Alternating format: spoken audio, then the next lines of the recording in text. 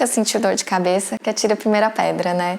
Esse é um sintoma tão comum no nosso dia a dia que muitas vezes a gente nem dá muita atenção se ela não é tão frequente ou tão forte. Eu mesma já atendi vários pacientes que demoraram muito para procurar o atendimento médico porque acharam que a dor fosse passar sozinha.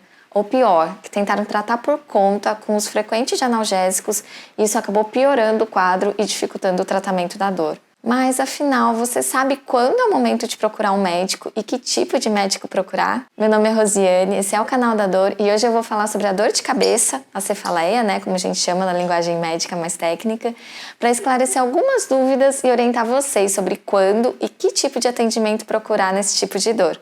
Vocês vêm comigo?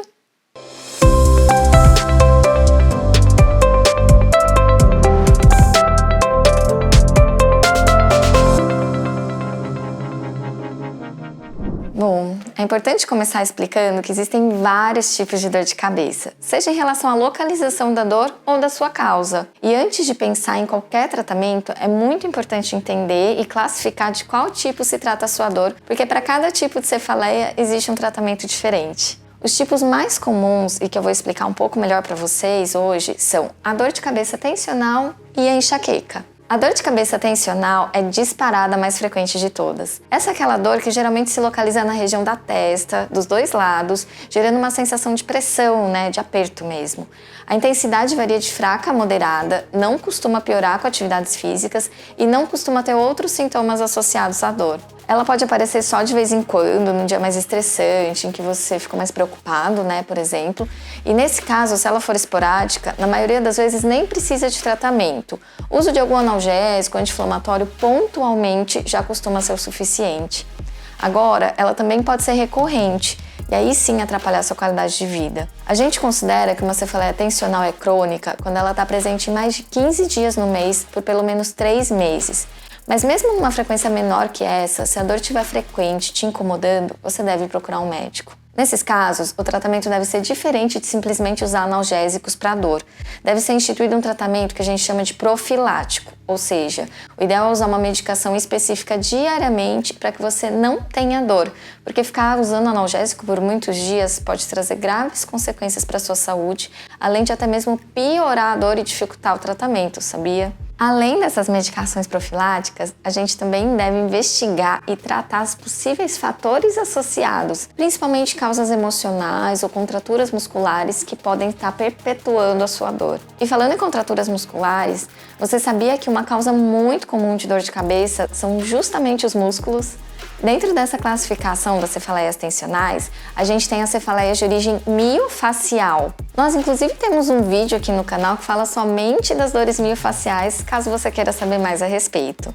No caso da dor de cabeça, geralmente os músculos envolvidos são o masseter, o músculo temporal e os músculos da região do pescoço, principalmente o trapézio, esternocleidomastoide e o suboccipital. Nessas imagens, o local onde estão as marcações em X, em preto, são os pontos musculares contraturados, digamos assim. E em vermelho, a gente tem o trajeto da dor que a disfunção de cada um desses músculos pode reproduzir. Perceba que muitas vezes, inclusive, a dor pode irradiar para outro lugar, como no caso de um ponto de contratura no trapézio, que pode gerar uma dor que caminha para a cabeça até chegar nos olhos. Nesses casos, procedimentos que desativam esses pontos gatilhos nos músculos, como agulhamento a seco ou com infiltração de anestésico local, podem ajudar muito na resolução da dor. Os profissionais que costumam fazer esse tipo de procedimento geralmente são os fisiatras, acupunturiatras, médicos da dor, neurologistas ou mesmo os médicos de família, desde que tenham capacitação para o tratamento de dores miofaciais. Agora vamos falar sobre uma dor diferente dessas, a enxaqueca, que também chamamos de migrânia. Esse é um tipo particular de dor de cabeça que tipicamente fica concentrada em um único lado da cabeça, às vezes podendo migrar de lado de uma crise para outra. Ela tem um caráter latejante ou pulsátil e costuma ser mais intensa que a cefaleia tensional, geralmente de moderada a forte intensidade, chegando muitas vezes a ser incapacitante mesmo. Geralmente ela piora com o esforço físico e, além disso, é comum vir acompanhada de náuseas e até vômitos. Também pode gerar uma sensibilidade maior à luz e ao som, o que a gente chama de foto e fonofobia. A dor pode durar de 4 a 72 horas, muitas vezes recorrendo nesse período mesmo após o uso de medicação analgésica. Uma outra característica da enxaqueca é que às vezes alguns sintomas neurológicos podem acompanhar ou aparecer antes da dor, o que a gente chama de aura. Os sintomas mais comuns são os visuais, como por exemplo ver pontinhos pretos, luminosos ou mesmo embaçamento visual, mas também podem acontecer distúrbios sensoriais na mão, no braço e atingir até a língua, chegando até mesmo a dificultar a fala. Esses sintomas geralmente são reversíveis dentro de minutos, sem que signifique nada mais grave para você.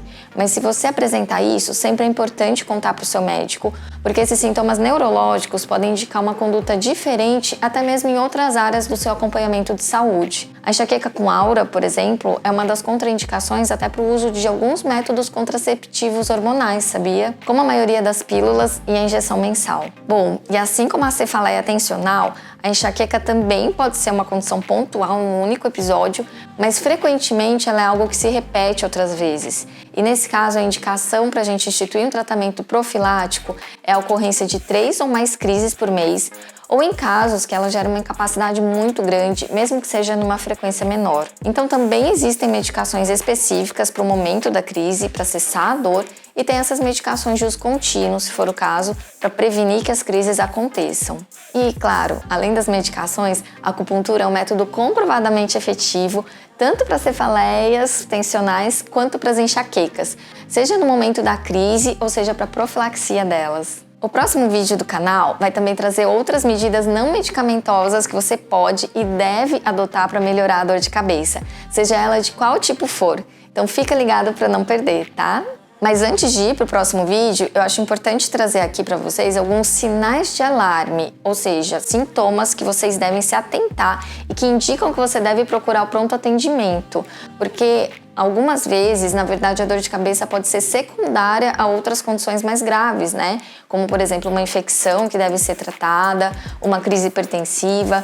E aí você corre um risco grande se for esperar a sua consulta agendada para dali alguns dias. Então, olha só, se você tiver febre, vômitos persistentes, manchas na pele, dor no olho muito intensa, confusão mental, perda de força ou de coordenação motora, estiver apresentando perda de peso recente sem motivo, ou tiver alguma condição de base que diminua sua imunidade, como por exemplo a infecção pelo HIV, ou estiver fazendo quimioterapia, é muito importante procurar o atendimento médico sem demora, presencialmente, para ser avaliado se você estiver com dor de cabeça. Além disso, se for a sua primeira crise de dor de cabeça, principalmente se você tiver mais de 50 anos, ou se for a pior crise da sua vida, um padrão muito diferente dos que você apresentava anteriormente, ou ainda, se você estiver gestante ou fazendo uso de anticoagulantes, também é importante procurar o pronto atendimento para ser avaliado, ok? Frente a esses sintomas, a gente precisa descartar outras doenças potencialmente graves que podem estar gerando a dor e que precisam ser tratadas de forma rápida. Bom, hoje eu vou ficando por aqui, espero ter ajudado e se vocês ficaram com qualquer dúvida, podem deixar aqui nos comentários, tá? Não esqueçam de assistir o próximo vídeo em que eu vou trazer algumas medidas não medicamentosas para ajudar no tratamento da dor de cabeça. E se você tá gostando do canal, não esqueça de curtir o vídeo, deixar seu comentário para ajudar a gente e se inscrever aqui para não perder nenhuma novidade. Um beijo e até a próxima!